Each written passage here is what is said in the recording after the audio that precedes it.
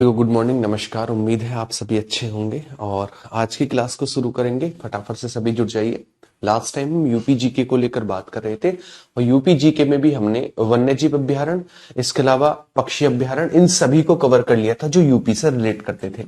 अगर हम आज की क्लास को लेकर बात करें तो आज हम इसके आगे का पोर्शन पढ़ रहे होंगे, यानी आज हम उत्तर प्रदेश के लोक नृत्यों को देख रहे होंगे। ठीक है ना, लोक नृत्यों को देख रहे होंगे उत्तर प्रदेश के। अच्छा, कोई मुझे ये बताएगा यूपी में कौन सा क्लासिकल डांस है? यूपी का क्लासिकल डांस आपको बताना है, यूपी का कौन सा है। और उससे संबंधित एक व्यक्ति है, कुछ व्यक्ति हैं, उनके नाम बताइए। चलिए, निक्की, अनुज, अरुण, धर्मपाल, लोकेंद्र, नकुल, ज्ञान, अनुराग, शिवानी, तुषार, सोनम, फटाफट से सभी आ जाइए, है ना। शिवम, प्रिया, आराध्या, जितेंद्र, रुचि। चलिए, बहुत बढ़िया। भावना, तो आपको पता है वो है कथक। ठीक है ना। अच्छा, देखिए, लोक नृत्य और जो क्लासिकल डांस होते हैं इनमें फर्क यही होता है, जो क्लासिकल डांस होते हैं एक रीति के अनुसार किए जाते हैं, एक नियम के अनुसार किए जाते हैं। उनका एक पर्टिकुलर नियम होता है जो क्लासिकल डांस होते हैं, और वो किसी ज्यादा बड़े क्षेत्र में, मतलब कहने का मतलब यह है कि वो, अगर यूपी के हम क्लासिकल डांस को लेकर बात कर रहे हैं तो यूपी का क्लासिकल डांस पूरे के पूरे यूपी में कहीं ना कहीं किया जाता होगा। जबकि लोक नृत्यों को लेकर बात करें तो पर्टिकुलर एक क्षेत्र विशेष में प्रसिद्ध होते हैं। जैसे आप किसी की बारात में जाएं, आपकी प्रियतमा की बारात में जाएं और आप वहां पर जाकर ये नागिन वाला डांस करने लगे, तो ये आपका क्या है? ये आपका लोक नृत्य है ना। नागिन डांस हालांकि लोक नृत्य नहीं है, कहने का मतलब ये है किसी एक विशेष क्षेत्र में प्रसिद्ध जो हमारे डांस होते हैं वही हमारे लोक नृत्यों के अंतर्गत आते हैं, यानी आम लोगों के द्वारा किए जाने वाले नृत्य, ये हमारे होते हैं लोक नृत्य। अगर हम यूपी के लोक नृत्यों को लेकर बात करें तो सबसे पहले शुरुआत करते हैं हम ब्रज भूमि से, भगवान श्री कृष्ण की भूमि से शुरुआत करते हैं। यह है ब्रज वाला क्षेत्र। देखिए, अगर आप ये डिफाइन करना चाहें, ये वाला क्षेत्र जो है ये है ब्रज, है ना। ये कौन सा? ये है ब्रज, ब्रज भूमि है। ठीक, ये बीच वाला क्षेत्र जो है ये है अवध। कौन सा है? ये है अवध, अवध। ठीक, ये हमारा कौन सा है? ये है बुंदेलखंड, बुंदेलखंड। ठीक है, ये है पूर्वांचल, पूर्व वाला हिस्सा, पूर्वांचल। और ये वाला जो क्षेत्र है ये है बघेलखंड, बघेलखंड, बघेलखंड का क्षेत्र है। क्वेश्चन के तरीके मैं आपको बता दूं, किसी किसी में तो ये पूछ सकता है इस नृत्य को लेकर, जैसे मोर के पंख बांधकर किस में डांस किया जाता है? श्रावण मास में किए जाने वाला एक ब्रज भूमि का एक लोक नृत्य आपको बताना है, तो इस तरीके के क्वेश्चन। दूसरा क्वेश्चन आपसे, अगर 99% चांसेस ये हैं, आपसे ये पूछेगा चरकुला नृत्य किस क्षेत्र में किया जाता है यूपी के में। आपको ऑप्शन दे देगा कि वो ब्रज में किया जाता है, अवध में, पूर्वांचल में, बुंदेलखंड में, बघेलखंड में, किस में किया जाता है। तो सबसे पहले हम बात कर रहे हैं किसको लेकर? सबसे पहले बात कर रहे हैं हम ब्रज को लेकर। ब्रज को लेकर बात करें तो इसमें प्रसिद्ध जो नृत्य है वो है चरकुला, चरकुला है। इसके अलावा मोर नृत्य है, मोर, चरकुला। इसके अलावा हमारे पास झूला है, झूला है, और एक है रासलीला। कौन सा है? रासलीला, रासलीला। देखिए, अगर मैं बात करूं किसको लेकर, अगर मैं बात करूं चरकुला को लेकर, तो चरकुला ब्रजभूमि में किया जाता है सबसे पहला। दूसरा, मोर नृत्य जो है इसमें मोर के पंख बांधकर, मोर के पंख बांधकर डांस किया जाता है, डांस किया जाता है। ये हमारे पास है मोर नृत्य। झूला नृत्य जो है आपको पता होगा, जब हमारे यहां जब भी सावन आता है तो सावन में झूला नृत्य किया जाता है, झूला नृत्य किया जाता है, किया जाता है। ठीक है ना। अच्छा, यदि हम बात करें किसको लेकर? रासलीला को लेकर, तो यह नृत्य रासलीला रचाते समय, रासलीला के समय किया जाता है, के समय किया जाता है। जब भगवान श्री कृष्ण ने रासलीला रचाई थी, उन्हीं रासलीलाओं की एक कॉपी की जाती है। कॉपी का मतलब जैसे हम कहते हैं ना, हम एक्टिंग कर रहे हैं, हम शाहरुख खान की एक्टिंग कर रहे हैं, सलमान खान की कर रहे हैं, रणवीर सिंह की कर रहे हैं, रणबीर कपूर की कर रहे हैं, तो हम एक एक्टिंग करते हैं, गाने गाने की कोशिश करते हैं। उसी तरीके से जो भगवान श्री कृष्ण ने रासलीलाएं रचाई थी, उन रासलीलाओं का करने का प्रयास किया जाता है इस रासलीला नृत्य में। तो रासलीला नृत्य कब किया जाता है? जब रासलीलाएं रचाई जाती है। ठीक है ना। चलिए, तो एक बार आपको क्या क्या याद रखने हैं यहां से ब्रजभूमि के जो लोक नृत्य हैं उनको लेकर। सबसे पहला आपके पास है चरकुला। इतना फेमस है, अगर मैं ये बात करूं सबसे इंपॉर्टेंट अगर इनमें कोई सा है, इनमें ही नहीं बल्कि पूरे के पूरे यूपी के लोक नृत्यों में अगर सबसे फेमस कोई सा लोक नृत्य है वो है चरकुला। तो हमारे कौन कौन से ब्रज क्षेत्र के हैं? चरकुला, मोर, झूला और इसके अलावा रासलीला।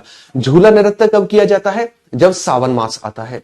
मोर नृत्य में क्या किया जाता है? तो मोर के पंख बांधकर डांस किया जाता है। वहीं रासलीला को लेकर बात करें तो भगवान श्री कृष्ण ने जो रासलीलाएं रचाई थी उनकी कॉपी की जाती है, यानी रासलीला रचाते समय डांस किया जाता है।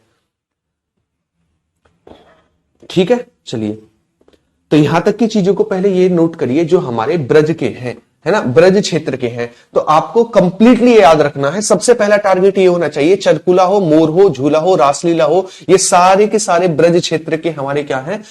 लोक नृत्य है ना, लोक नृत्य है।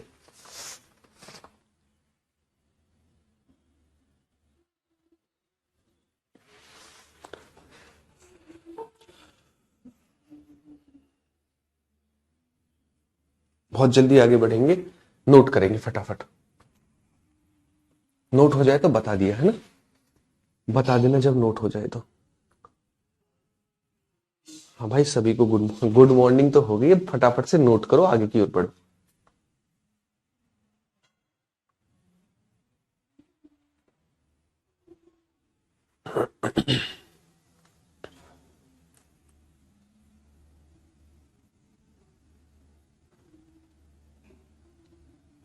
चलिए आगे की ओर बढ़ते हैं। अगर आगे की ओर बढ़े और आगे हम बढ़े, हमारे पास आता है, इसे छोड़िएगा अभी, इस पर आते हैं। उसके बाद हमारे पास आते हैं कुछ नृत्य। ये हमारे पास कौन सा क्षेत्र है? ये हमारे पास पूर्वांचल। कौन सा है? पूर्वांचल वाला एरिया है, ये रहा पूर्वांचल। अगर मैं पूर्वांचल को लेकर बात करूं तो पूर्वांचल में भी हमारे कुछ लोक नृत्य फेमस है। जैसे सबसे पहले को लेकर हम बात करें वो है नटवरी। कौन सा है? नटवरी। उसके बाद आता धोबिया। धोबिया, ठीक। उसके बाद आता हमारे पास कटफोड़वा। कटफोड़वा।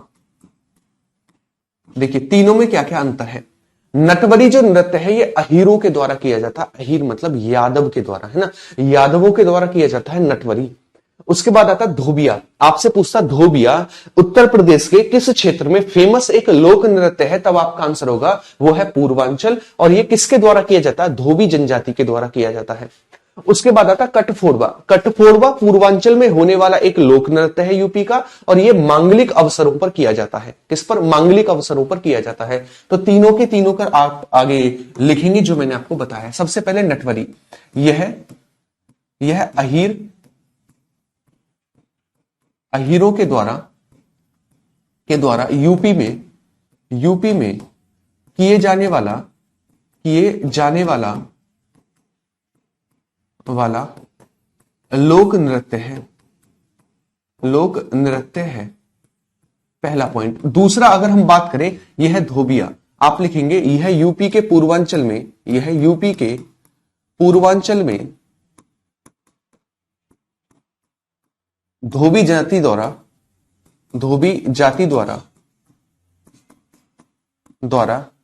किया जाने वाला लोक नृत्य है।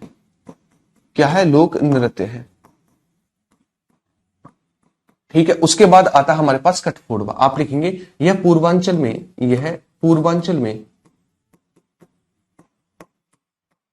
में मांगलिक अवसरों पर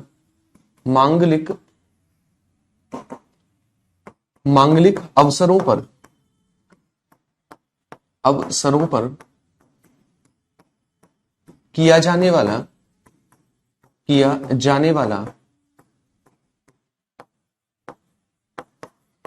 लोक नृत्य है। कौन सा? कठफोड़वा। तो आप सिंपल एक बार रिवाइज करिए सारी चीजों को मेरे साथ, एक बार सारी चीजों को रिवाइज करिए। सबसे पहला, 3 हमारे लोक नृत्य पूर्वांचल में होते हैं। नटबरी है, धोबिया है और कठफोड़वा है। नटबरी किया जाता है अहीरों के द्वारा यानी यादवों के द्वारा, धोबिया किया जाता है धोबी जाति के द्वारा, और जो हमारा कठफोड़वा है ये एक विशेष मांगलिक अवसरों पर किया जाता है। बच्चे का जन्म रखना हो, है ना, कोई मांगलिक ऐसा अवसर हो तो उस पर हमारे पास मांगलिक अवसरों पर किया जाने वाला लोक नृत्य पूर्वांचल का कौन सा है? वो है कठफोड़वा। ठीक है, एक बार इसे नोट डाउन करिए, फिर हम आगे की ओर बढ़ेंगे। रोहित, अगर ऐसा होता तो आपके सिवा कोई और नहीं बोलता, है ना? साफ दिखाई दे रहा, कोई दिक्कत नहीं है। बाकी सारे बच्चे नोट भी कर रहे हैं और आंसर भी दे रहे हैं। वन नोट करिए फटाफट। तो हमने 2 जगह को पढ़ ले। अगर मैं बात करूं ब्रज के कौन कौन से थे, ब्रज के भी लिख दूं क्या? चरकुला था ब्रज का, चरकुला। इसके अलावा मोर जो था वो ब्रज का था, मोर नृत्य। इसके अलावा हमारे पास कौन सा था? झूला था, झूला, और रासलीला, और रासलीला। ये हमने पढ़ ली है कहां के? अब तक के 2 जगह के, ब्रज और पूर्वांचल, ब्रज और पूर्वांचल के पढ़ ली है। ठीक है, चलिए आगे की ओर बढ़ते हैं। डिस्ट्रिक्ट आपसे कभी नहीं पूछेगा मेरे भाई, सत्यम डिस्ट्रिक्ट नहीं पूछेगा। एक देखिए, जो लोक नृत्य होते हैं ना, किसी एक विशेष डिस्ट्रिक्ट में नहीं किए जाते, एक विशेष क्षेत्र में किए जाते हैं, है ना? जैसे आपके तरफ डांस, बाराती डांस फेमस है, तो बाराती डांस केवल मान लीजिए आपका जो बदायूं है जिला, है ना, उस बदायूं जिले में नहीं बल्कि आसपास के जिलों में भी तो फेमस होगा। क्या हम जिले लिखेंगे 10-10? नहीं, हमने बांट लिया है। पूर्वांचल है, अवध है, ब्रज है, बुंदेलखंड है, बघेलखंड है। इनमें हम देखते हैं इनमें कौन कौन से एक साथ लोक नृत्य होते हैं। ठीक है, चलिए बहुत बढ़िया, आगे की ओर बढ़ते हैं, आगे की चलते हैं। चलिए उसके बाद बात करते हैं बुंदेलखंड। बुंदेलखंड के लोक नृत्य जो है सबसे ज्यादा फेमस है बुंदेलखंड के। अगर मैं बात करूं बुंदेलखंड में कौन कौन से होते हैं, देखिए ये वाला क्षेत्र जो है ये है बुंदेलखंड का, बुंदेलखंड का क्षेत्र है ये वाला। ठीक, अच्छा, बुंदेलखंड का क्षेत्र किससे लगा हुआ है? एमपी से लगा हुआ है। तो यहां पर होते हैं राई, इसके अलावा पाई पांडा, मोर, राई, पाई पांडा, मोर, या फिर दिवाली नृत्य, दिवाली नृत्य। इसके अलावा देवी नृत्य। कौन सा? देवी नृत्य। और भी है बुंदेलखंड के, पहले इनको लेकर बात करिए। अगर बुंदेलखंड के लेकर बात करें कि जो हमारा कौन सा है, जो हमारा राई है, राई नृत्य जो है ये किया जाता है महिलाओं के द्वारा। कब? कृष्ण जन्माष्टमी पे। आपने देखा होगा हमारे यहाँ कृष्ण जन्माष्टमी बनती है ना? आपके हर यूपी के हर क्षेत्र में लगभग लगभग बनती है कृष्ण जन्माष्टमी। और उसी कृष्ण जन्माष्टमी पर महिलाओं के द्वारा किए जाने वाला लोक नृत्य जो है वो है राई। किस क्षेत्र में? बुंदेलखंड में।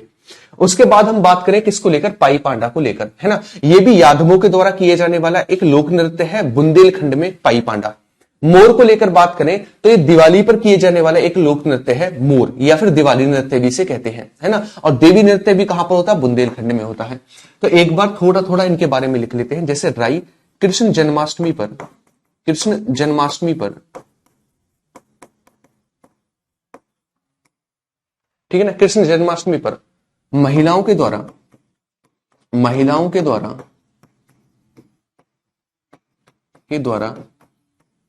किए जाने वाला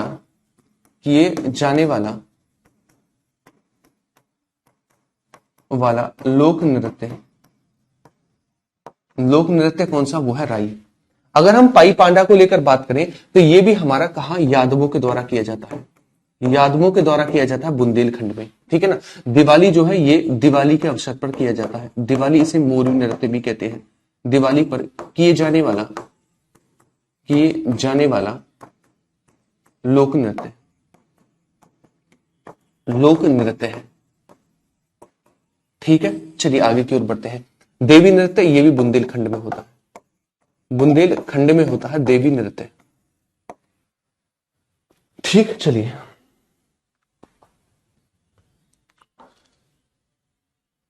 9 बजे वाली क्लास इस बैच में नहीं हुई। हाँ, कल एक बैच छूट गया था, है ना?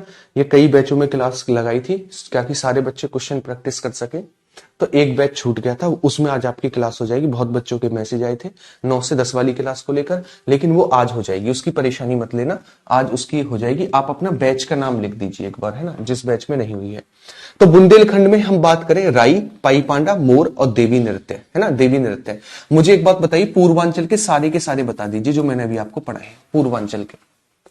पूर्वांचल के सारे बता दीजिए। साथ ही साथ ये भी बताइए कि पूर्वांचल में मांगलिक अवसर पे कौन सा लोक नृत्य होता है। पूर्वांचल,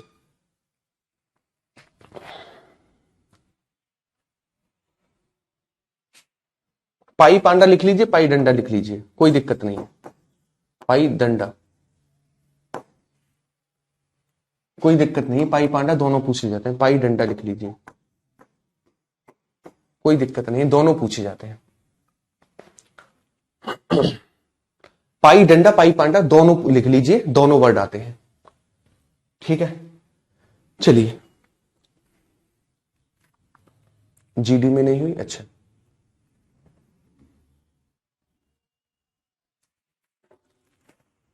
बहुत बढ़िया। कठफोड़वा किया जाता है कब? मांगलिक अवसरों पर, है ना।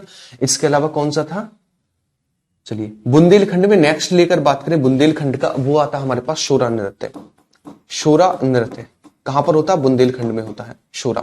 ठीक, उसके बाद एक और आता है हमारे पास, वो है ख्याल नृत्य। ख्याल, चलिए दोनों को लेकर बात करें। देखिए, सोरा नृत्य जो है ये किया जाता है जब फसल कटाई होती है। फसल कटाई पर किसानों के द्वारा किए जाने वाला बुंदेलखंड का लोक नृत्य है। बुंदेलखंड का लोक नृत्य है।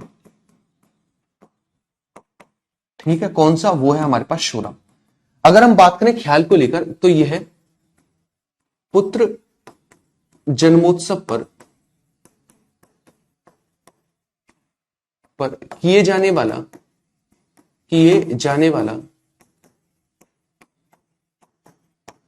लोक नृत्य है। कहां पर? बुंदेलखंड वाले रीजन में। ठीक है ना, बुंदेलखंड वाले रीजन में। ठीक है धीरज और हिमांशु, मैंने आपका देख लिया है, आज आपकी क्लास हो जाएगी इसमें। तो दो और याद रखने, शोरा और ख्याल। शोरा किया जाता है जब फसल कटाई हो जाती है, तो किसानों के द्वारा एक डांस किया जाता है जिसे हम लोक नृत्य कहते हैं बुंदेलखंड का, जिसका नाम है शोरा। उसके बाद आता है ख्याल। जब पुत्र का जन्म होता है, पुत्र का जन्मदिन होता है, तो उस जन्मोत्सव पर, है ना, जन्मोत्सव पर यानी जन्म हुआ उसके उत्सव में जो है ये नृत्य किया जाता है। जैसे हम बहुत से क्षेत्रों में देखते हैं, जब हमारा बच्चों की सिर मुंडाई होती है ना, सिर मुंडाई होती है या फिर उनका नाम रखा जाता है, तो कुछ इन्हीं अवसरों पर पुत्र के जन्म पर यह नृत्य किया जाता है जिसका नाम है ख्याल, होता है बुंदेलखंड में।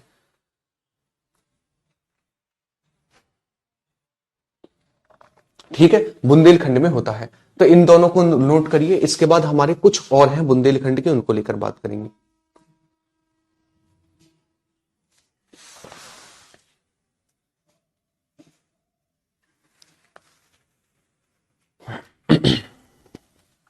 आगे की ओर बढ़े, अगला देखते हैं। उसके बाद आता है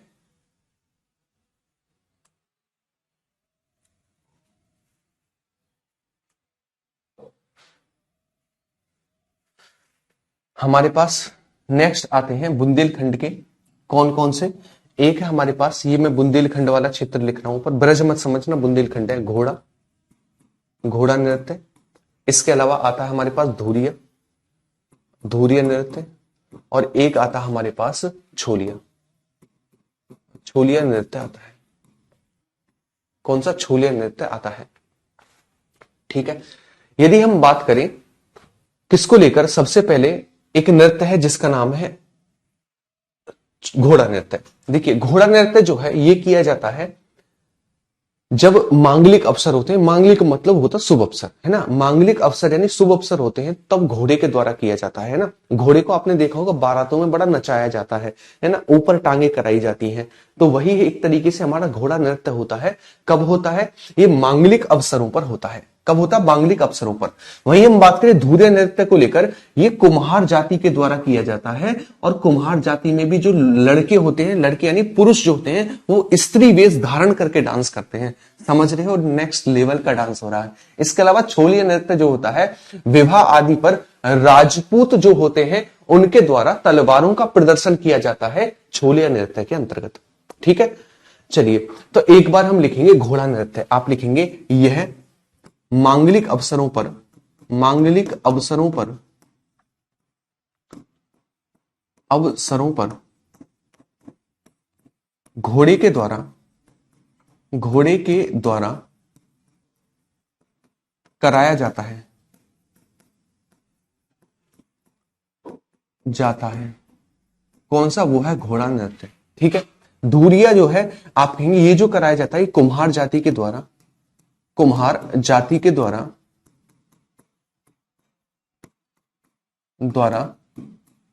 पुरुष स्त्री वेश धारण करके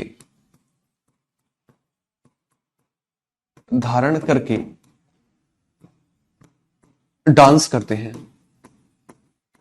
डांस करते हैं। उसके बाद हमारे पास आता है नेक्स्ट, वो है छोलिया। यह है शुभ अवसरों पर, शुभ अवसर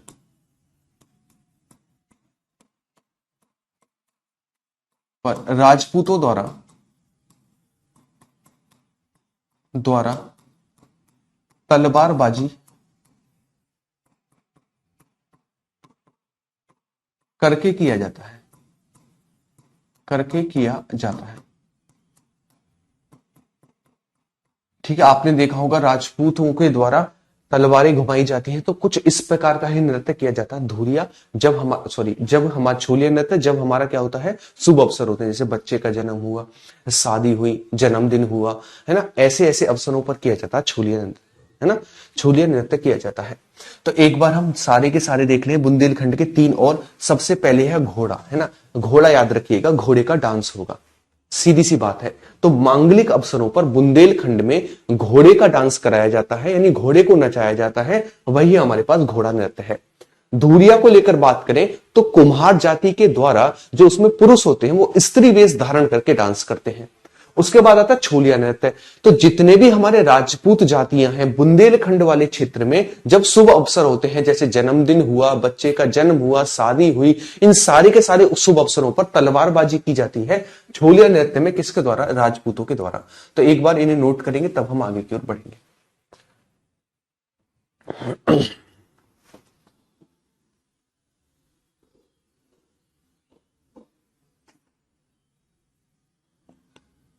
अच्छा करण, मैंने वो क्लास देखी है ना, आपका ही दिक्कत नहीं थी, वो 9 बजे वाली क्लास, वो आपके बैच में नहीं लग पाई थी क्लास, हुई थी क्लास, है ना, तो वो आज लग जाएगी, है ना, आज वो लग जाएगी।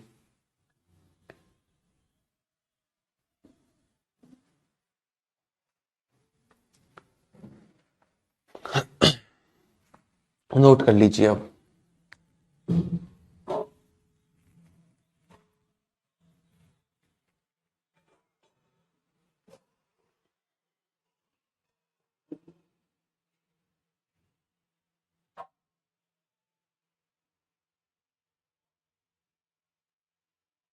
आगे की ओर बढ़ते हैं। अगला देखते हैं, वो है कलाबाज, है ना। देखिए कलाबाज जो है ये रहा अवध वाला क्षेत्र, है ना, अवध वाला क्षेत्र ये रहा अवध। भगवान राम की जन्मभूमि अवध, और भगवान श्री कृष्ण की ब्रज, है ना, ब्रज है। अगर मैं बात करूं अवध को लेकर, तो अवध को लेकर बात करें तो इसमें होता है कलाबाजी, कलाबाजी, कलाबाजी कहां पर होता है? अवध में होता है। ठीक है, अवध में होता है। देखिए आपने देखा होगा कि बहुत से लोग आते हैं और कलाबाजी दिखाते हैं। आपने देखा होगा कभी कभी पहले हमारे यहां तो होता था, गांव में एक कह सकते हैं ग्रुप आता था और वो कलाबाजी पूरी तरीके से करता था। कोई कोई ग्रुप तो एक एक हफ्ते भी रुकता था गांव में, वहीं से खाना पीना मिलता था उन्हें, अपना 1-2 हफ्ते गुजारे, उसके बाद दूसरे गांव में चले गए, वहां पर दिखाया। तो उसी तरीके एक कलाबाजी नृत्य होता है अवध में, और ये किसके द्वारा किया जाता है? अवध क्षेत्र में नृतकों के द्वारा, नृतकों के द्वारा यानी आम जनता के द्वारा नहीं किया जाता है, एक ग्रुप होता है नर्तकों का, वो इस डांस को करता है। कलाबाजी कहां पर? अवध में। आप खुद समझ सकते हैं कलाबाजी आम जनता के द्वारा तो होगी नहीं, है ना। मान ले ये कह सकते हैं कि कलाबाजी जो है वो अवध वाले क्षेत्र में फेमस है, लेकिन आम जनता के द्वारा नहीं, एक विशेष नर्तकों के द्वारा होती है अवध वाले क्षेत्र में कलाबाजी।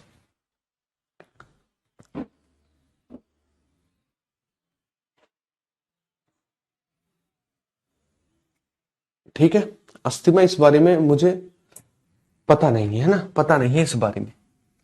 चलिए आगे की ओर बढ़े, आगे की ओर बढ़ते हैं, अगला देखते हैं। उसके बाद हमारे पास आते हैं, देखिए ये जो क्षेत्र है यहां पर देखिए हमारा हमारा यहां पर है मिर्जापुर और यहां पर है सोनभद्र, है ना, सोनभद्र और मिर्जापुर। आपको पता है ये वाला जो क्षेत्र है ये है सोनभद्र वाला क्षेत्र, है ना, सोनभद्र। और यहीं पर पड़ता हमारा मिर्जापुर वाला क्षेत्र, है ना, मिर्जापुर। तो सोनभद्र और मिर्जापुर में, है ना, एक होता है सोनभद्र और मिर्जापुर में चोलर नृत्य है, ये वाला क्षेत्र जो है इन दोनों का चोलर चोलर नृत्य होता है मिर्जापुर और सोनभद्र वाले क्षेत्र में। यदि हम बात करें ठलिया नृत्य जो है, ये हमारा ठलिया जो है, ये रहा ठलिया, ठलिया नृत्य ये होता है सोनभद्र और उसके आसपास का क्षेत्र, सोनभद्र प्लस आसपास का क्षेत्र, मोस्टली सोनभद्र में होता है, ठीक है ना, सोनभद्र में होता है। ठीक, चलिए ये वाला क्षेत्र जो है ये है, आपको यहां पर दिखेगा ये वाला मिर्जापुर, और ये वाला कौन सा नीचे वाला सोनभद्र है, ये है मिर्जापुर और सोनभद्र, इन दोनों की सीमा पर होता हमारे पास चोलर नृत्य। इसके अलावा ठलिया को लेकर बात करें, ठलिया जो है पुत्र की प्राप्ति पर किया जाता है ना, संतान प्राप्ति पर मां सरस्वती को समर्पित होता है हमारे पास कौन सा, वो है ठलिया नृत्य। चोलर नृत्य को लेकर बात करें तो चोलर नृत्य जो है ये वर्षा के समय किया जाता है ना, कि बारिश हो जाए, जैसे एक हो जनजाति है वो हमारी आग जलाकर धुआं इसलिए करती है ताकि बारिश हो जाए, उसी तरीके का उसकी ही कुछ कॉपी पर आधारित है हमारे पास चोलर नृत्य। ये भी वर्षा कराने के लिए किया जाता है, जैसे हम अपने गांव में देखते हैं, हम तवे को उल्टा रख दें तो क्या कहते हैं, बारिश हो जाती है, बंद हो जाती है, ठीक, बारिश होती है बंद हो जाती है, जो भी है, शायद बारिश को बंद कराने के लिए तवे को उल्टा कर देते हैं। तो ये क्या है, एक एक हम ये मानते हैं कि ऐसा करने से ऐसा हो जाएगा, है ना। उसी तरीके से एक हमारा चोलन नृत्य होता है जो कि वर्षा कराने के लिए किया जाता है, भैया हम डांस करेंगे, भगवान इंद्र खुश होंगे और वो बारिश करेंगे। तो इन दोनों में क्या डिफरेंस है हम देख लेते हैं। सबसे पहला चोलर नृत्य, इसको लेकर बात करें, यह मिर्जापुर व सोनभद्र वाले क्षेत्र में, सोनभद्र वाले क्षेत्र में वर्षा कराने के लिए किया जाता है, के लिए किया जाता है। कौन सा है, चोलर है। वहीं मैं बात करूं ठलिया नृत्य को लेकर, किसको लेकर, ठलिया नृत्य को लेकर, यह सोनभद्र के आसपास के क्षेत्र में, यह सोनभद्र के आसपास के क्षेत्र में, आसपास के क्षेत्र में संतान प्राप्ति पर मां सरस्वती के लिए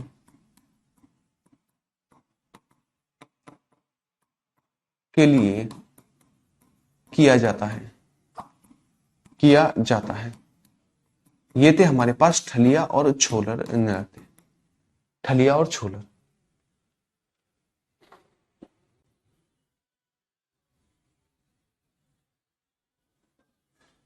ठीक, तो दोनों है। चोलर जो है वो हमारा मिर्जापुर सोनभद्र में बरसात कराने के लिए है ना, और जो हमारा ठलिया नृत्य है ये सोनभद्र और उसके आसपास के क्षेत्र में, हम इसे भी कह सकते हैं सोनभद्र और मिर्जापुर, क्योंकि सोनभद्र के आसपास का क्षेत्र मिर्जापुर भी तो है। तो आप कहिए सोनभद्र और मिर्जापुर में होता है ठलिया नृत्य भी, और इसमें क्या किया जाता है, मां सरस्वती की पूजा की जाती है ताकि संतान की प्राप्ति हो सके। एक बार फटाफट से लिखेंगे इस चीजों को, फिर आगे की ओर बढ़ेंगे।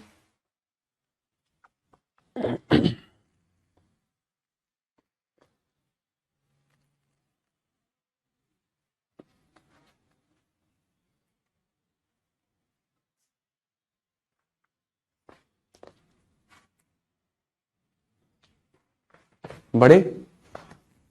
चलिए, कुछ और रह गए थे बीच में, वो केवल आपको ये याद रखने, इसकी खास बात क्या है। जैसे जोगनी नृत्य, जोगनी नृत्य जो है ये किया जाता है रामनवमी पर, है ना।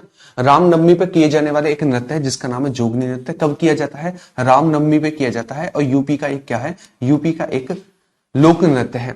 धीवर नृत्य जो है, धीवर धीवर किया जाता है कहार जाति के द्वारा, है ना। कहार जाति के द्वारा किया जाता है। एक है पासी नृत्य, तो ये पासी जाति के द्वारा किया जाता है। तो तीन और आपको याद रखने हैं, ठीक। तीन और आपको याद रखने, जोगनी रामनवमी पर किया जाता है, धीवर कहार जाति के द्वारा किया जाता है, और पासी जो है पासी जाति के द्वारा किया जाता है। और तीनों के तीनों यूपी के क्या है? यूपी के लोक नृत्य है, लोक नृत्य तो है, ठीक है। तो ये हमारे लोक नृत्य खत्म होते हैं यूपी के।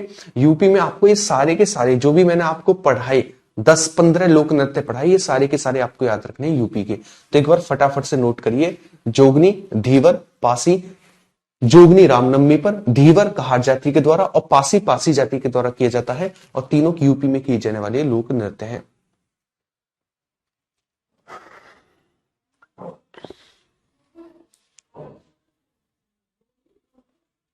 ये डांस किस क्षेत्र में आते हैं? ये किसी विशेष क्षेत्र में, मैं ये कहूं ये अवध में भी हो रहा, पूर्वांचल में भी हो रहा, ब्रज में भी हो रहा, इसीलिए मैंने इसका कोई विशेष क्षेत्र नहीं लिखा है, इसीलिए अलग से स्लाइड ली गई है ना। जब मैंने ये खुद से सर्च किए, है ना, अलग अलग जगह जब इनके अलग अलग आंसर मिल रहे थे, जब मैंने खुद से सर्च किए, देखे, तो मैंने ये देखा पासी नृत्य देख पूर्वांचल में भी हो रहा था, पासी अवध में भी हो रहा था, पासी कहीं कहीं ब्रज में भी हो रहा था, या फिर मैं बात करूं धीवर जो है हमारा बुंदेलखंड और पूर्वांचल में भी हो रहा था। तो मैं एक क्षेत्र को नहीं लिख सकता था, इसीलिए मैंने जोगनी हो, धीवर हो, पासी हो, ये ऐसे नृत्य हैं। देखिए, धीवर जो है कहार जाति के द्वारा किया जाता है। वो कहार जाति जो है चाहे ब्रज में हो, चाहे अवध में हो, चाहे पूर्वांचल में हो, बघेलखंड में हो, बुंदेलखंड में हो, ये किया जाएगा किसके द्वारा? पासी जाति के द्वारा, धीवर धीवर जाति के द्वारा, यानी कहार जाति के द्वारा। और जोगनी जो है रामनवमी में पूरे यूपी में किया जाता है, ठीक है। चलिए, यहां तक की चीजों को नोट डाउन करिए, फिर बढ़े, नेक्स्ट चैप्टर लेते हैं।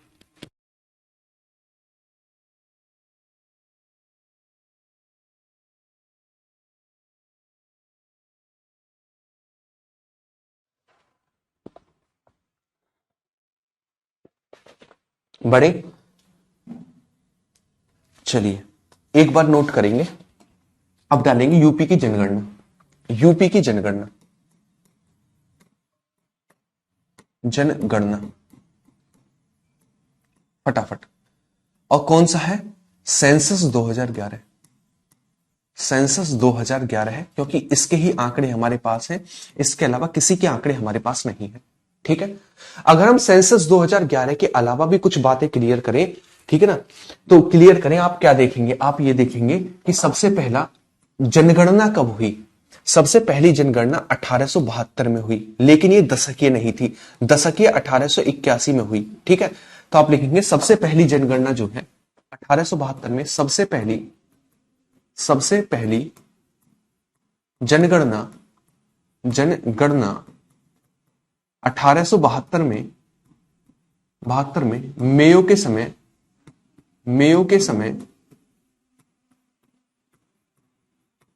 समय हुई, जो नियमित नहीं थी,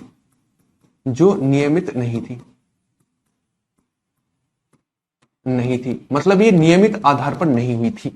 तो नियमित कब हुई थी? 1881 में रिपन के समय नियमित जनगणना की शुरुआत हुई, नियमित जनगणना की शुरुआत होती है नियमित आधार पर, है ना।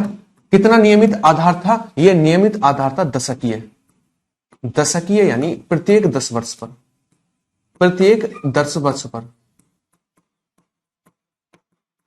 पर, स्टार्ट हुई, ठीक है।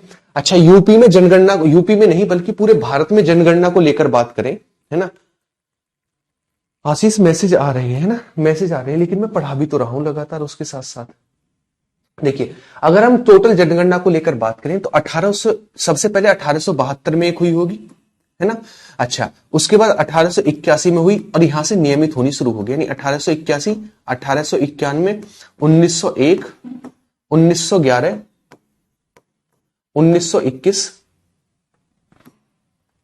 1921, 1931, 1941, ठीक है ना, 1951, 1961, 1971, 1981, 1991, 2001, 2001, 2011,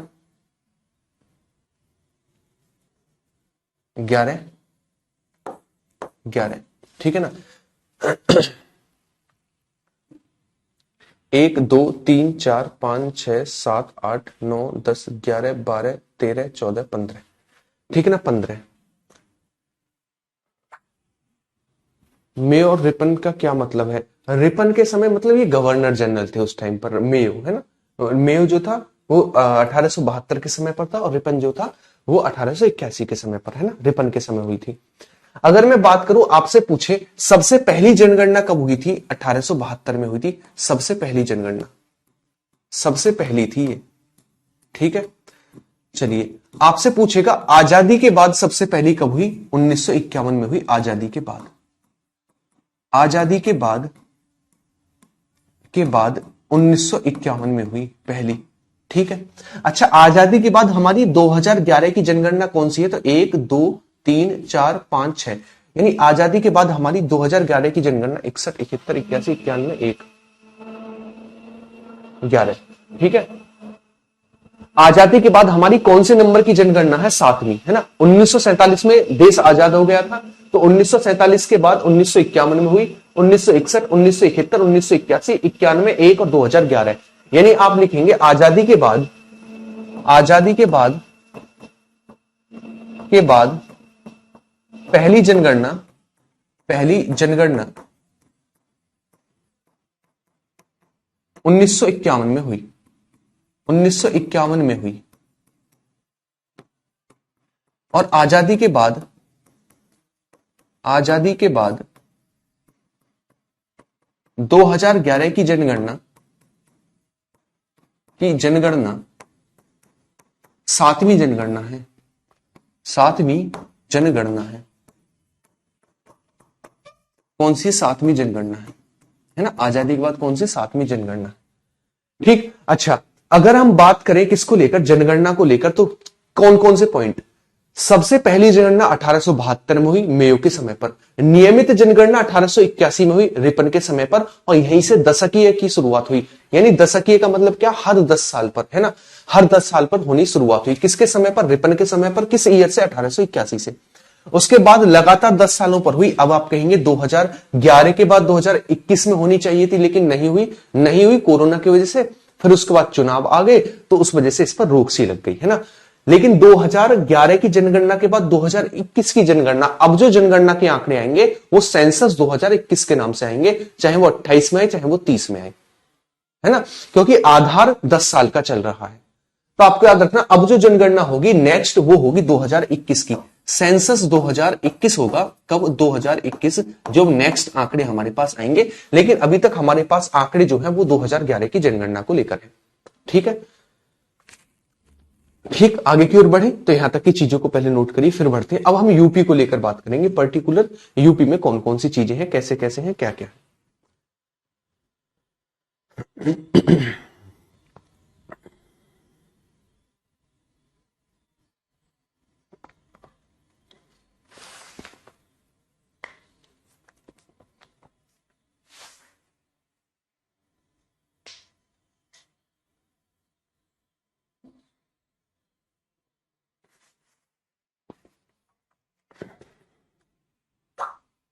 2000, अब जब भी हो उसके आंकड़े 2021 की जनगणना, सेंसस 2021 से आएंगे, ठीक है।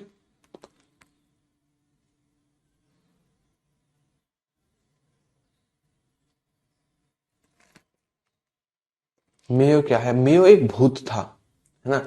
मेयो एक भूत था, रात को आता था, डराता था, वही था मेयो। अभी तुम्हारा पेपर इतना नजदीक है, अभी तुम्हें मेयो के बारे में पता नहीं है, है भाई, तुम क्या कर रहे हो? तो एक बार यूपी की देखिए, यूपी की जनसंख्या बताइए मुझे, यूपी की जनसंख्या कितनी है? पहला पॉइंट, जनसंख्या कितनी है यूपी की? पहला पॉइंट। दूसरा पॉइंट, इसमें मेल कितने हैं? मेलों का प्रतिशत बताइए, मेल कितने परसेंट है इस जनसंख्या में? फीमेल का परसेंटेज बताइए, फीमेल का प्रतिशत क्या है इस जनसंख्या में? फटाफट बताइए। आप नहीं सर, अगर हम 2011 की जनगणना को आधार माने तो 199812341 ये हमारी जनसंख्या है यूपी की 2011 के आधार पर। 2011 सॉरी 2011 के सेंसस के आधार पर हमारी ये है, करंट डेटा पर मत जाइए।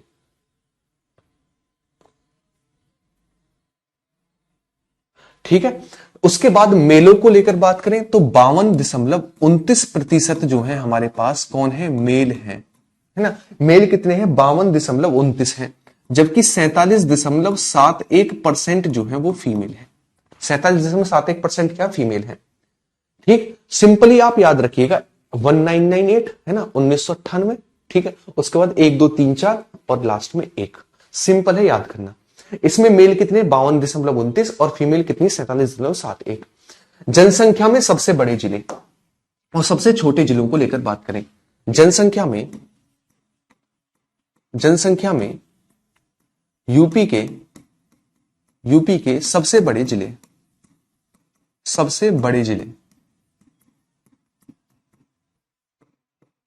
और पहले इसे लिख लेते हैं। ठीक है, यहां पर लिख लेते हैं। और यूपी के जनसंख्या में सबसे छोटे जिले, यूपी के जनसंख्या में सबसे छोटे जिले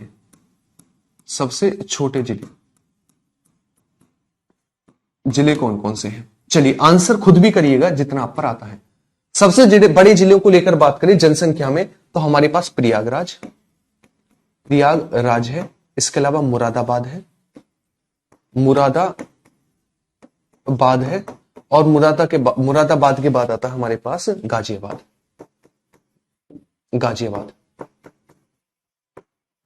ये हमारे 3 सबसे बड़े जिले हैं जनसंख्या में यूपी के, प्रयागराज, मुरादाबाद और गाजियाबाद।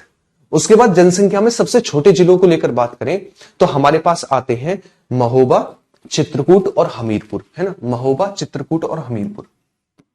महोबा, चित्रकूट और हमीरपुर। और कौन सा? हमीरपुर है। सिंपल है, कोई दिक्कत है? यहां तक कोई दिक्कत नहीं है। ठीक है, तो आप याद रखेंगे जनसंख्या में सबसे बड़े 3 जिले प्रयागराज, मुरादाबाद, गाजियाबाद और सबसे छोटे महोबा, चित्रकूट और हमीरपुर। ठीक है, इसे नोट करिए। देखिए अब हम थोड़ा सा डिस्कशन करें किसको लेकर? 0 से 6 वर्ष की आयु वाले बच्चे,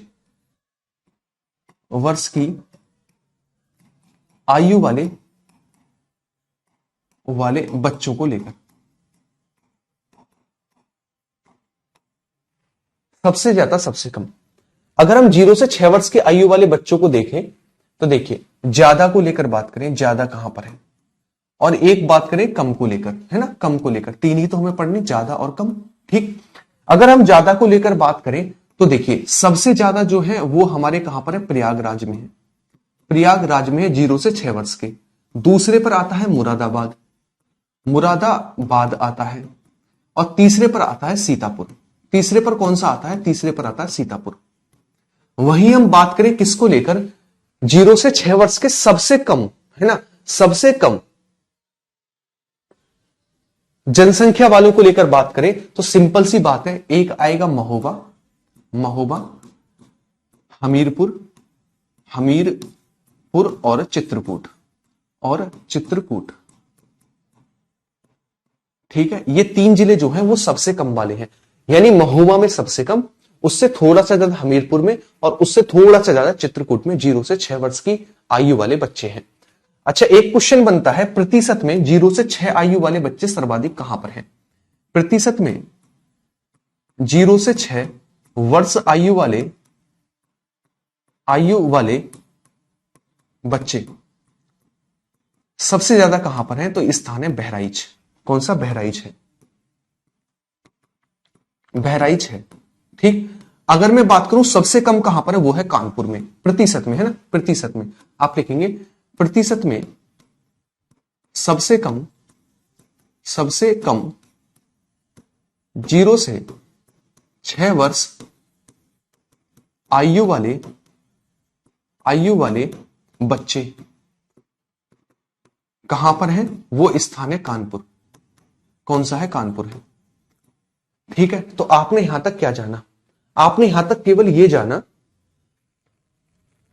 सर ये भी पूछा जाएगा? नहीं, ये पूछा नहीं जाएगा, आपसे ये पूछेगा बच्चे की, चलिए छोड़िए, नहीं ये नहीं पूछा जाएगा। ठीक है, तो आप याद रखेंगे यूपी की जनसंख्या 199,812,341 है। इसमें मेल जो है 52.29% और फीमेल जो है 47.71% है, परसेंटेज में है। जनसंख्या में सबसे बड़े जिले हैं प्रयागराज, मुरादाबाद, गाजियाबाद और सबसे कम पर आते हैं महोबा, चित्रकूट और हमीरपुर। वहीं हम बात करें 0 से 6 वर्ष की आयु वाले जिलों को लेकर बात करें, कहां पर 0 से 6 वर्ष की आयु वाले बच्चे सर्वाधिक हैं, तो पहले पर है प्रयागराज, मुरादाबाद और सीतापुर, ये हाईएस्ट 3 जिले हैं और सबसे कम में है महोबा, हमीरपुर और चित्रकूट। ठीक है, परसेंटेज में बात करें सबसे ज्यादा 0 से 6 वर्ष की आयु वाले बच्चे वो बहराइच में है और परसेंटेज में सबसे कम जो है वो कानपुर में है। ठीक है, तो एक बार इसे नोट डाउन करिए, तब आगे की ओर बढ़ेंगे।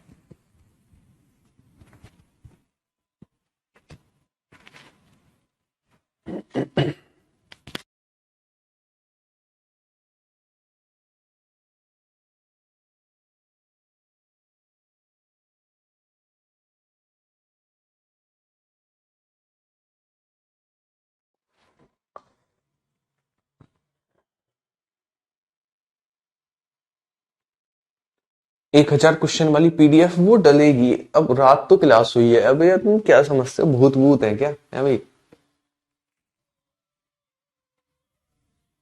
आप क्या समझते हो, भूत भूत है क्या जो तुरंत ही क्लास खत्म होती पीडीएफ डल जाएगी? अब टाइम लगेगा, थोड़ा सा तो टाइम लगेगा, है ना? इतना तो टाइम दो कि दोपहर तो होने दो। ठीक है, आगे की ओर बढ़ते हैं, आगे की ओर बढ़ते हैं, आगे लिखते हैं दशकीय वृद्धि। दशकीय वृद्धि मुझे बताइए कितनी हुई है? दशकीय वृद्धि यानी 10 साल में कितने परसेंट वृद्धि हुई है? देखिए, यहां से 2 क्वेश्चन बनते हैं, यूपी की तरफ से की वृद्धि और हमारी भारत की, इंडिया की कितनी हुई है?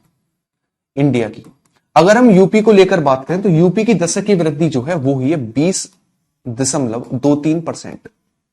और यूपी की हुई है 20.23% और इंडिया को लेकर बात करें 17.7% दशकीय वृद्धि हुई है। इसमें इंडिया में, यानी इंडिया की जो जनसंख्या है 2001 से 2011 में 17.7% बढ़ी है, जबकि यूपी की जो जनसंख्या है 2001 से 2011 में 20.23% बढ़ी है। तो यहां से क्वेश्चन बनते हैं क्या? इनमें एक तो कभी कभी अंतर पूछ लेता है, इसके साथ साथ दशकीय वृद्धि के आधार पर यूपी का स्थान जो है सभी राज्यों और केंद्र शासित सभी राज्यों में 15th पोजीशन पर आता है, 15वें स्थान पर आता है। आप लिखेंगे दशकीय वृद्धि के आधार पर, दशकीय वृद्धि के आधार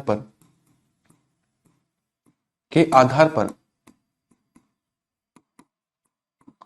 यूपी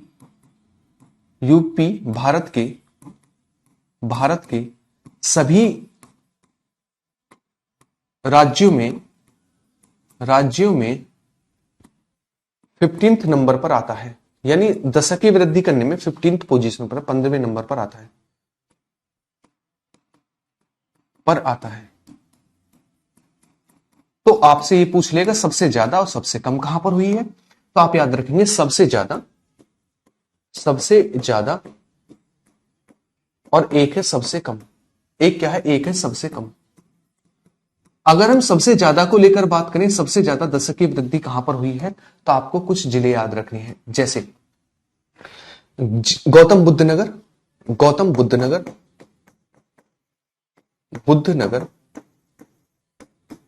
इसके अलावा गाजियाबाद, इसके बाद श्रावस्ती, इन जिलों में सबसे ज्यादा दशकीय वृद्धि हुई है। गौतम बुद्ध नगर, गाजियाबाद और श्रावस्ती। सबसे कम को लेकर बात करें ठीक है ना।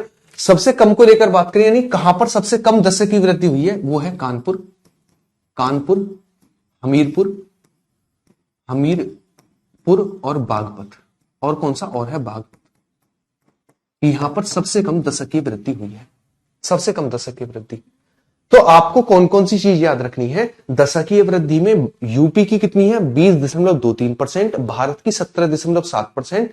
कभी कभी इसमें आपको डिफरेंस पूछ लेता है, तो डिफरेंस आप यहां से आसानी से निकाल सकते हैं, लगभग 3 का डिफरेंस है। दशकीय वृद्धि के आधार पर यूपी का सभी राज्यों में 15 नंबर है, 15वां नंबर है। और सबसे ज्यादा दशकीय वृद्धि गौतम बुद्ध नगर, उसके बाद गाजियाबाद, उसके बाद श्रावस्ती में हुई है। जबकि सबसे कम दशकीय वृद्धि जो है वो हमारी कहां पर हुई है, कानपुर, उसके बाद हमीरपुर और उसके बाद हमारे पास बागपत है। ठीक है ना, बागपत है। तो एक बार इस चीज को नोट करिए, तब आगे की ओर बढ़ेंगे। ठीक है, चलिए।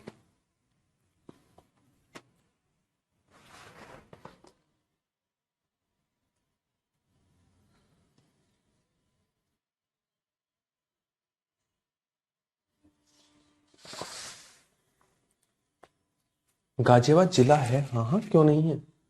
अबे कल जो मैं कह रहा था ना गाजियाबाद जिला नहीं, वो एक कमेंट आ रही थी, सर आप गाजियाबाद को जिला लिखवाए जा रहे हो, वो जिला नहीं है, आप गलत पढ़ा रहे हो। तब मैं एक कॉमेडी के रूप में उस बात को बोल रहा था।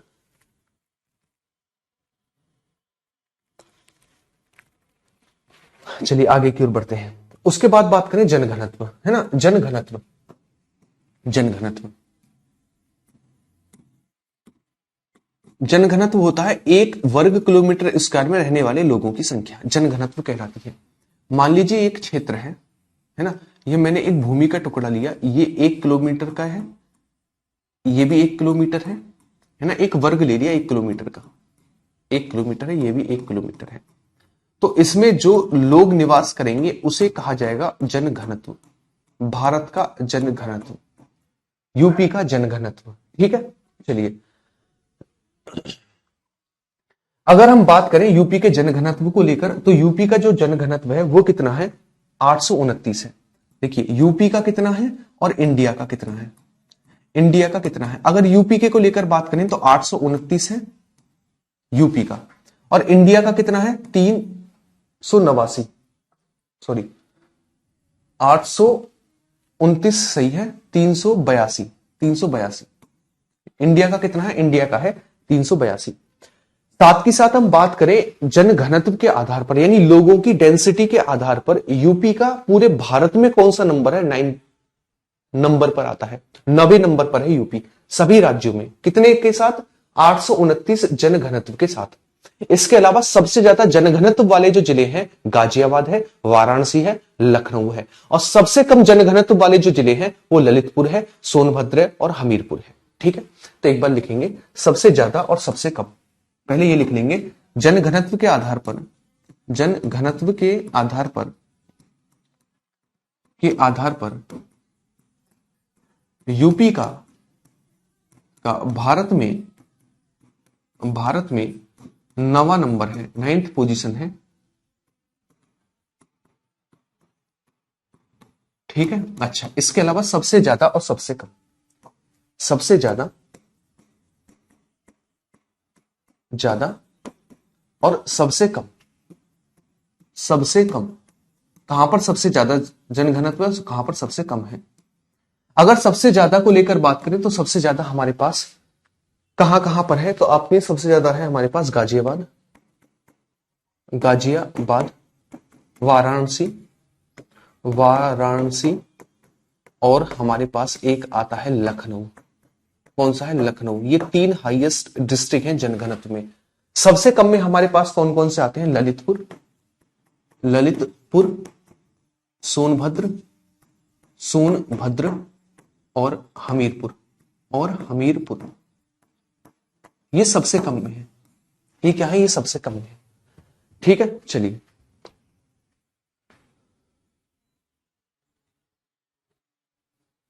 हेलो, आ रही है आवाज? ठीक, तो एक बार आप इस चीज को समझेंगे, जनघनत्व है क्या। 1 वर्ग किलोमीटर स्क्वायर में रहने वाले लोगों की संख्या जो है उसका जनघनत्व कहलाती है। भारत का जनघनत्व कितना है, 382 है। यूपी का कितना है, 829 है। आपसे कभी कभी डिफरेंस पूछ सकता है कि यूपी और भारत के जनघनत्व में कितने का अंतर है। है ना, तो आप अंतर भी निकाल सकते हैं। इसके अलावा जनघनत्व के आधार पर यूपी का कौन सा नंबर है, 9वां नंबर है। ठीक है, सबसे बड़े जिले जनघनत्व में, यानी सबसे ज्यादा जनघनत्व किन किन जिलों में है, तो गाजियाबाद है, उसके बाद वाराणसी है, उसके बाद लखनऊ है, और सबसे कम में ललितपुर है, सोनभद्र और हमीरपुर है। ठीक, तो एक बार इन सारी चीजों को नोट डाउन करिए। ठीक है, तो इसके आगे का पोर्शन हम कल कवर करेंगे, टाइम हो लिया है ना। हाँ आशीष, आपकी ये क्लास जो है 1000 क्वेश्चन वाली, उसकी पीडीएफ भी और आज से आपके बैच में वो क्लास होगी। कल भी हुई थी लेकिन वो आपके बैच में नहीं लग पाई, है ना। बहुत से बच्चों का, मैं कह रहा हूं कल बहुत डाउट आए, मतलब बहुत कमेंट आए थे ये क्लास क्यों नहीं लगी। वो हुई थी क्लास, ठीक है ना, वो क्लास हुई थी लेकिन क्लास की दिक्कत ये हुई कि आपके बैच में नहीं लग पाई, इस वजह से। ठीक है, चलिए कल मिलते हैं, ख्याल रखिएगा। और जो अब तक हुआ है यूपी जीके को लेकर वो सारा का सारा रिवीजन कर लेना। बहुत पोर्शन हम यूपी जीके का पढ़ चुके हैं, बचा हुआ पोर्शन जल्दी ही कवर करेंगे। उम्मीद है सैटरडे में अगर क्लास हुई तो यूपी जीके की ले लेंगे, या फिर आपकी वर्ल्ड ज्योग्राफी की जो क्लास चल रही है ना शाम के टाइम, सोच रहे हैं कि सैटरडे में उस वर्ल्ड ज्योग्राफी को लेके उसे पूरी की पूरी खत्म कर दें, ताकि एक पोर्शन आपका वहां कंप्लीट हो जाए, है ना। अगले एक हफ्ते तक आपकी यूपी जीके भी मैं खत्म करा दूंगा, चाहे कैसे भी करानी पड़े। ठीक है, चलिए कल मिलते हैं, ख्याल रखिएगा। सबसे पहले बताइए आपको क्लास कैसी लगी, है ना, क्लास कैसी लगी मुझे एक बार बताइए। मतलब विद इन 1 वीक, मैं ये कह रहा हूं अगला जो संडे आएगा, ये संडे और इससे अगला वाला संडे, है ना, एक तो आने वाला संडे है ना, और इसके बाद वाला जो संडे आएगा उसमें आपकी यूपी जीके कंप्लीट हो जाएगी। यूपी जीके जो है वो आपकी कंप्लीट हो जाएगी इसमें। ठीक है, लगभग 10 दिन, है ना, 10 दिन, मतलब 20 तारीख से पहले पहले आपका 1 महीना बचेगा पूरा एग्जाम को लेकर रिवीजन के लिए। बहुत अच्छा महीना, 1 महीना काफी होता है, तो आप उस 1 महीने में पूरा का पूरा रिवीजन कर लेंगे। साथ के साथ आपकी वर्ल्ड ज्योग्राफी जो चल रही है वो कंप्लीट हो जाएगी, वर्ल्ड जियो चल रही है ना। अच्छा, मैं बात करूं 1000 क्वेश्चन की प्रैक्टिस चल रही है, क्वेश्चंस की क्या चल रही है, प्रैक्टिस चल रही है। तो आप उस क्वेश्चंस की प्रैक्टिस को लगातार करिए, ताकि आपका पूरा का पूरा जीएस जो है वो 1 घंटे में, 1 महीने के अंदर रिवीजन होता रहे। मतलब लाइव आके उसे देख लो, लाइव आके उसे कंप्लीट कर लो। ये मत छोड़ो कि हम उसे रिकॉर्डेड देख लेंगे। मैं एक बात बता रहा हूं, अगर उसको आप रिकॉर्डेड देखोगे, एक दिन छूटेगी, दबाव बनेगा, 2 क्लासें होंगी छूटकर, 2 की 4 होंगी, 4 की 8 होंगी, और वो सीरीज छूट जाएगी पूरी की पूरी। उसमें बेशक आप 1 घंटा स्लो पढ़ लो, है ना, कोई दिक्कत नहीं, दुगनी स्पीड पर मत पढ़ो, लेकिन उसे तभी की तभी 9 से 10 खत्म कर दो, काफी रहेगा।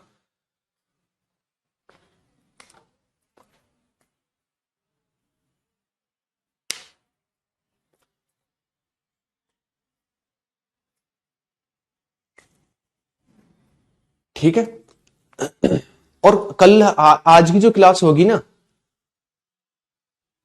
दशक क्या है, हर 10 साल पर, है ना। जो आज की क्लास होगी हम उसमें नंबर ऑफ क्वेश्चंस बढ़ाएंगे, है ना, नंबर ऑफ क्वेश्चंस बढ़ाएंगे। कल हमने 16 क्वेश्चन किए थे, आज कोशिश करेंगे कि 25 से 30 क्वेश्चन हो, है ना, तभी तो 1000 हो पाएंगे। ठीक, तो आप क्या करेंगे, आप इस क्लास को जरूर करेंगे, क्यों, मैं जो मैंने पढ़ाया है ना, मैं उसको रिवीजन करा सकूं 1000 क्वेश्चंस के थ्रू, है ना। और अपना रिवीजन आप करते रहो, बस 1 घंटा मुझ पे छोड़ दो, 1 घंटा मुझ पे छोड़ दो, बस 1 घंटा, 9 से 10 वाला। मतलब आपको उसमें ज्यादा दिमाग ही नहीं लगाना है, 9 से 10 फोन खोल के बैठ जाना बस, और ईयरफोन लगाकर शांति से उस क्लास को सुन के निकल जाओ। बेशक नोट मत करो, नोट्स मत बनाओ, पीएनजी मत देखो, 1 घंटे क्लास को सुन लो। ठीक है, पीडीएफ इसकी उसी पर मिलेगी, पीडीएफ से मत पढ़ना, मत पढ़ना, मान जाओ, इन पीडीएफ की बीमारी को छोड़ दो, है ना। हाँ, कल वाली रिकॉर्डेड डलवा दूंगा मेरे भाई, आप टेंशन मत लो, जिनकी वो रिकॉर्डेड नहीं मिली है वो रिकॉर्डेड डल जाएगी, है ना। और कल आज से आपकी क्लास उसमें हो जाएगी, पक्का हो जाएगी।